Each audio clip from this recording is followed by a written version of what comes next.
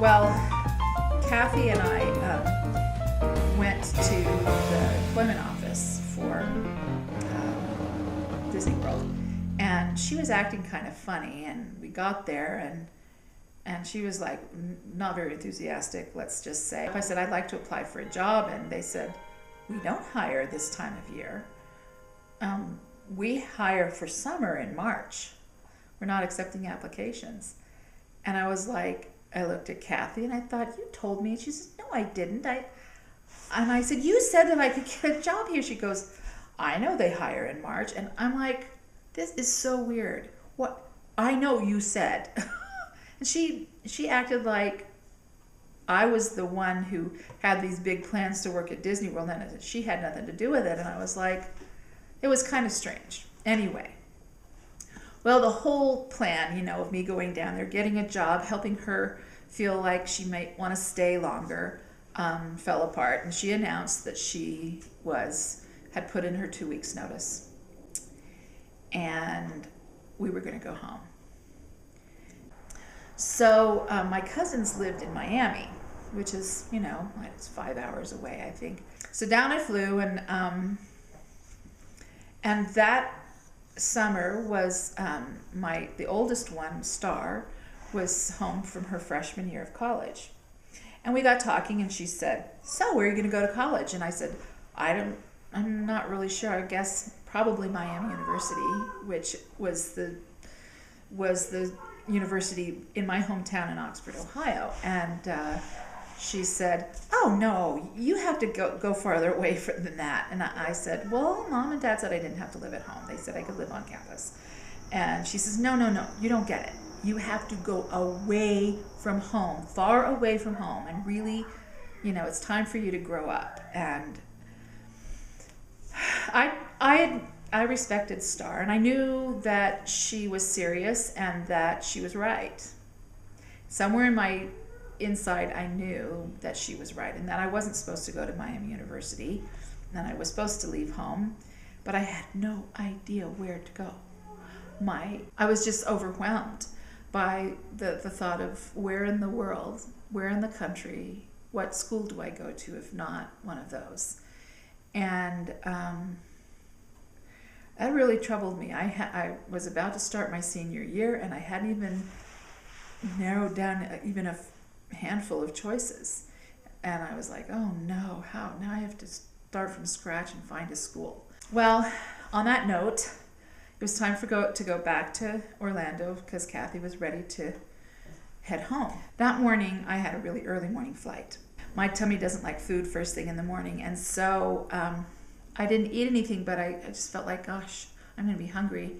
So I had a glass of orange juice on an empty stomach at 6 o'clock in the morning, and got to the airport and took my flight, and it was a short flight, but it was the worst flight I've ever been on. Kathy picked me up, and I said, take me home, I'm so sick. And we went straight home, and I went straight to bed. And I slept for, I don't know, like 3 more hours or something like that. And when I woke up, so I read for like 2 or 3 hours. And so here was like 2 in the afternoon. And I was finally ready to get up. And Kathy came in the bedroom, and she was starting to like she was getting ready for something. And I go, what are you doing? And she goes, I'm getting dressed. And I said, for what? Oh, the missionaries are coming over. And I go, oh no.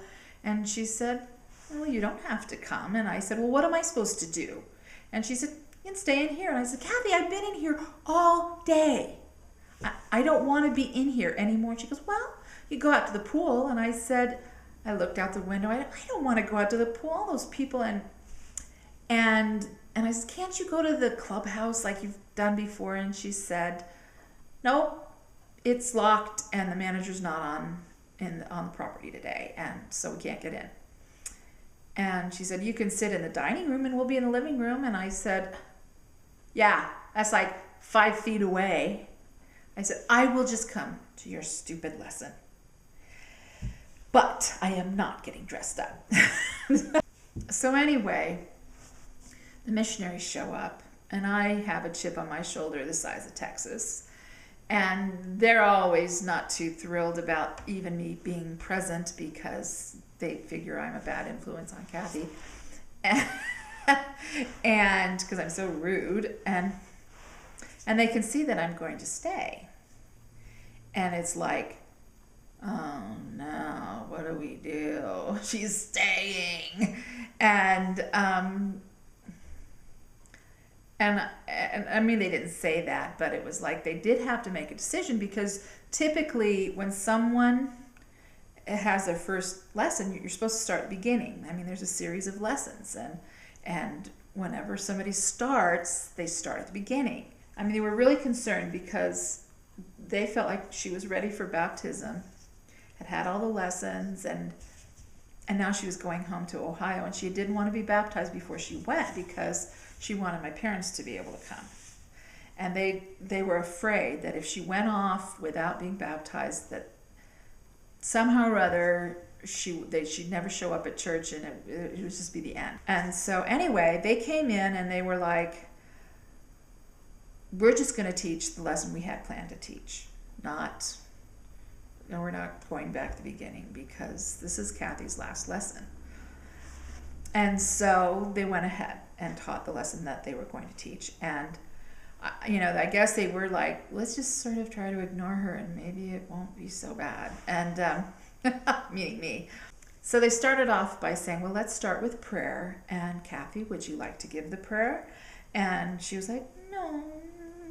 I said, are you sure we've taught you how to pray? And she goes, I don't want to.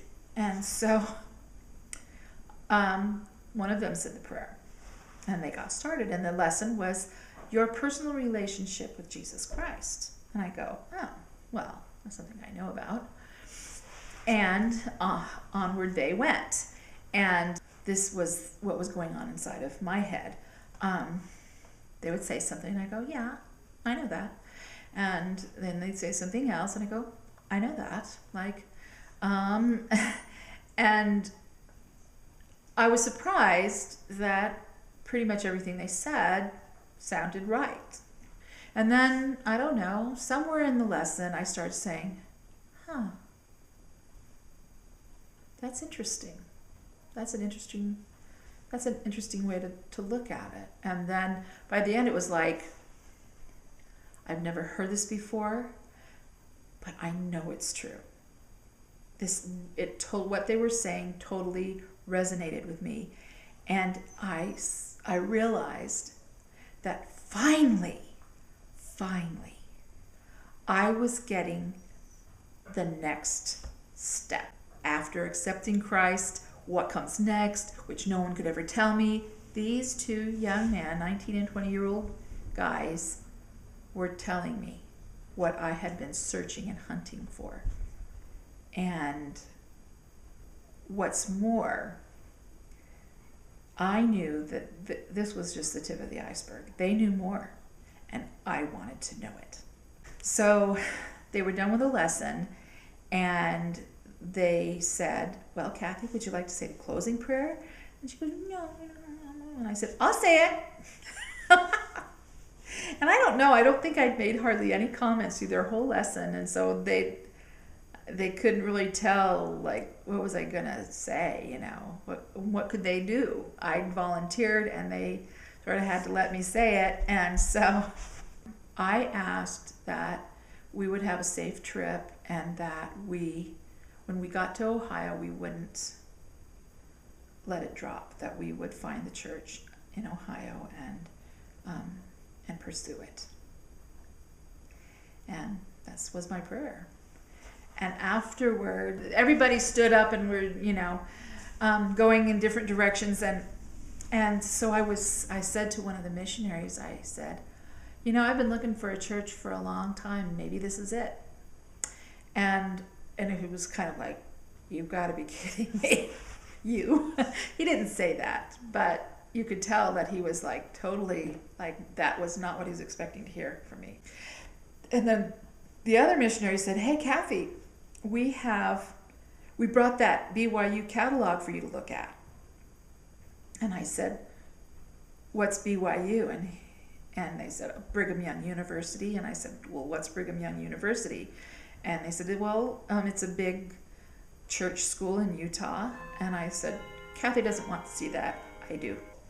And anyway, so I grabbed that catalog and I held it in my hands, and I opened it and I started looking at it, and I thought, this is where I'm going to go to school.